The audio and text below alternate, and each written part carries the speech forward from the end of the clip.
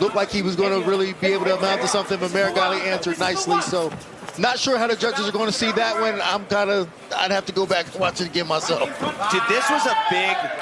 Now we look at the skill of connecting our hands around our training partner's waist. And the first move we're going to look at is uchi-goshi. It's kind of like a half hip throw. You get half of your hip in front of one of your opponent's hips and then walking down in a circle to put them down to the floor. You'll often see my students making this move. So in that same starting situation, we pull our training partner's leg and we get through the leg and pull this up. Now we're going to connect. We're going to get our hands connected. How we connect our hands, you have a choice between palm to palm, wrist to wrist, or 5 finger. I'm getting pretty old these days, so I only get 5 fingers a little easier on my wrists. Now, we're going to start the stepping action, where I step my feet in, I take another step, and then walk in a circle. Like so, it loads up my training partner onto one foot. Then we take one final step, and our leg comes up, just like so. And as a result, we can walk them down and end up usually in a half that type situation on top of our training partner. So, key notions here. The single leg doesn't really change much. We pull in, and we get to our training partner's leg. Now, what we don't want to do is come up to the waist and start getting tall with our legs. Then your opponent can easily throw you with a Uchimata in this position. So it's very important.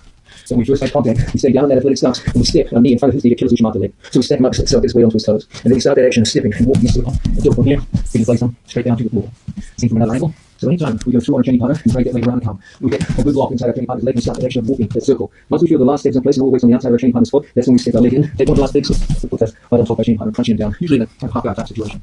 So again, we do a good job of drawing our training partner's leg in, we put a step inside our training partner's knee to kill that Uchimata, and then we start walking that circle coming around the corner. We get down like big step and put our knee on the floor on the opposite side. We go through, we pick up our training partner's leg and move right into our training partner's hips like so. Then we start that action of walking, big step, and he comes down to the mat. Now, and more competitive speed. Single leg, picking up, stepping inside, walking, big step, and down to the floor we go. And this